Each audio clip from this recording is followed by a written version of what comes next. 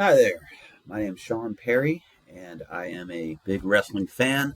And for a long time, I've been listening to a lot of these podcasts and thought I'd give it a try myself. So, last night's episode of Monday Night Raw really felt like the beginning of WrestleMania season. For me personally, just seeing CM Punk and AJ Styles do an opening promo, the stakes felt real. First time ever, it boggles my mind that they've never explored that feud in WWE, but just really cool. I still remember in 2002-3 when CM Punk came in to TNA briefly and was talking trash about AJ Styles. I really wanted to see that match then. Obviously, we didn't get it, but really cool moment. And as a big Styles fan, to think that this could be the end was a bummer for the Royal Rumble on Saturday. But hey, do it however you want to do it. And now that we have this, theory that maybe he's going to TNA if he loses this match, or maybe he'll win the Rumble, or this and that and the other.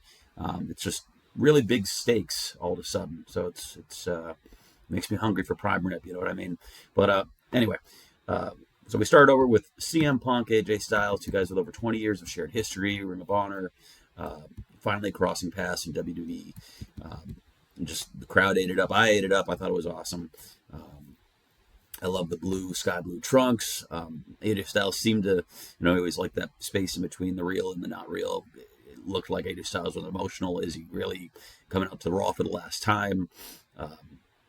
Is this sort of his last time? Will there be, some more WWE down the line? It's genuine jeopardy and, question about what's going to happen. So it was a lot of fun. And AJ, it's amazing. Like 3 months ago, he was with Dominic Mysterio and kind of the mid card.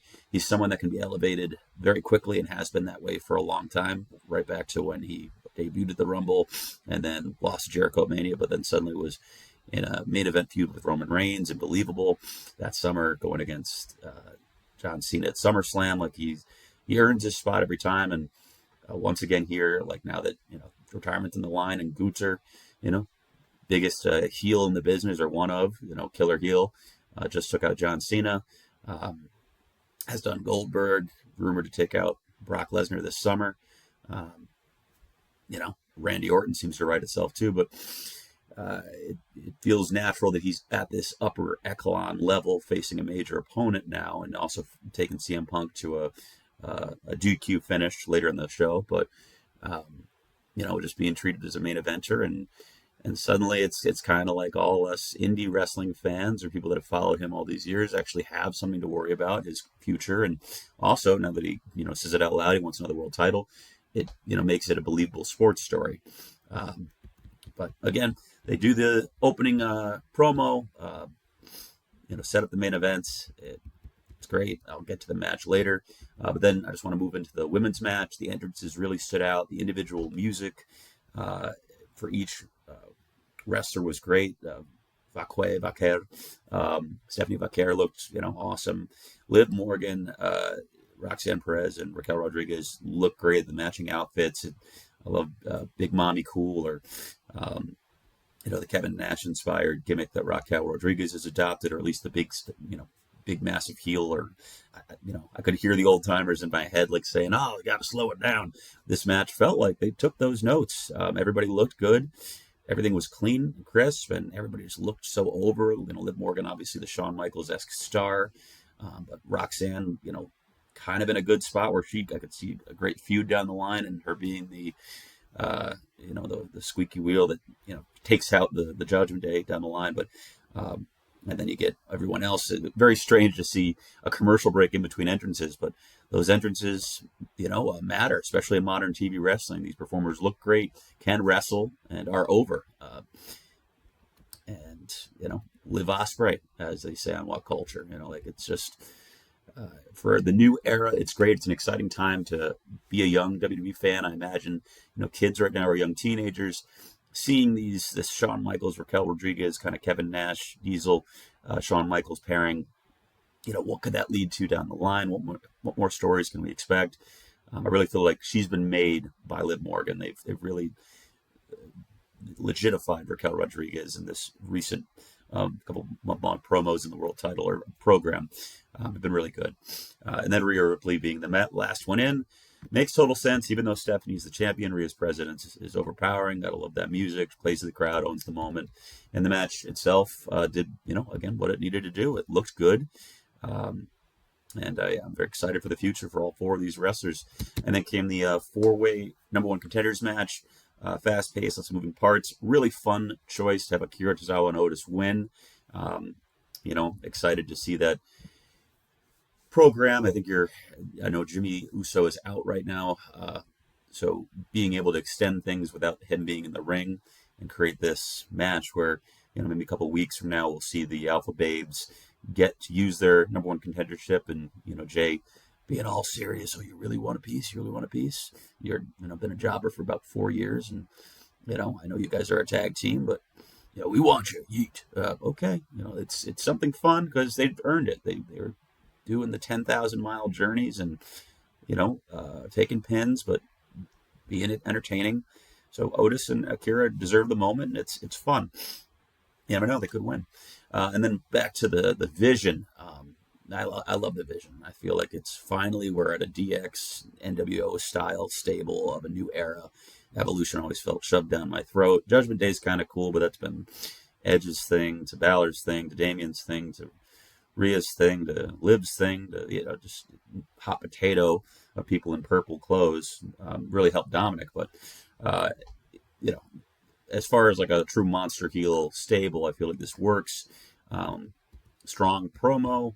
Having Logan Paul in particular, I think adds such flair, but Bronson Reed as well for size.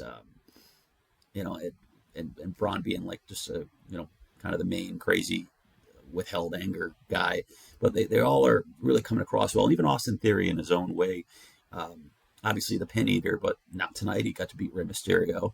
Although that announcement, I felt like there was some hype. Okay, you're all in the Rumble. Great. And, big match. Rey Mysterio versus, of the four of you, what would be the least interesting thing? Oh, Austin Theory. But the match was decent. I love that move, the Silix, whatever it is, that he was bringing out before he left with Waller. And now all these months later, it's just learning a new hold. It looks good. I think he's probably the least interesting part of the Vision, but he hasn't really been given much to do, but I feel like even he's benefiting from this. And then, of course, you got Heyman, the ultimate mouthpiece. So, nice promo. And the match was serviceable. I loved all the packages throughout the night. Seeing the AJ Styles Shinsuke Nakamura match in pieces. Boy, those video editors at WWE don't get enough credit. And even if you give them a lot of credit, you still can't give them enough. The Finn Balor highlight package was awesome, too. What a great use of the international trail. TKO, you can say a lot of things about them, but one thing that they've, among many things, the program itself, with all these targeted advertisements featuring Jey Uso and, even food and such, it was all very demo. I'm hungry. I'm 30-ish years old. I'm a male. Like these advertisements really spoke to me. And then some stuff for kids and so forth. But the way that they've adopted the international schedule, where they first of all are doing way less house shows, but during these winter months, they're doing live television in other countries, with different time zones. It's fun, and those crowds are so hot. So just utilizing the Belfast crowd in Ireland for that Finn Balor match was a great move, great way to elevate the match before even real storyline comes into play. And now, teasing, was he babyface now? And then of course he, furthers the heel stuff, but it just adds to the match and adds to the vibes. Even tonight with Toronto and seeing the crowd in the coldest Toronto's been in 100 years. I know that's not exactly international, it's North America, but one of the things I love about WB is just seeing the cities, and you got to admit Riyadh's getting their money's worth. All the packages and all the references to them and showcasing that stadium, which has somehow gone up in 2 weeks. It's cool. But hey, back to the main event. CM Punk, AJ Styles, fun match. Knew there wasn't going to be a clean finish. No effing way. But, seeing him in that classic sky blue ring gear, matching the clear blue eyes, seemed like he was taken in the moment. Makes you wonder, is this the end? And, I definitely felt the Shawn Michaels, Ric Flair energy, CM Punk being the babyface, not wanting to kill CM Punk, but at the same time, he's not going to lose. Bring credit to Lillian Garcia stepping in. I know Alicia Taylor had travel issues, but it was kind of fitting to see Lillian Garcia in that moment. Love her. And, again, the Shining Wizard from Punk. Kick out of the Styles Clash was outstanding. So, it was great. He's on a run, man. That AJ Styles, he's bringing all the best stuff, and boy, it makes me want him to beat Gunter and win a title, and just be another Wolverine-esque against the Juggernaut type guy for a little longer. The Pitbull, that Vince McMahon called him. I want to see some final evolution of AJ Styles with all of it on the line. I feel like we're getting him now, but I want to see him win and defend that a little bit. But we'll see what they do. Certainly, he's got my interest peaked. I also want to mention the Liv Morgan tease. Finn Balor comes out and ruins the match, or absolves them of having to make a clean finish. But Liv Morgan tease, telling him to, get stuff done, don't leave the Judgment Day. Boy, Finn Balor, I know you're married in real life, but these romantic storylines are money, and way more realistic that Liv Morgan would be with you than Dominic Mysterio or Rhea Ripley being with Dominic Mysterio, whatever. WWE Unreal, CM Punk saying that's the biggest fake out in this business is believably that Rhea would be with Dominic.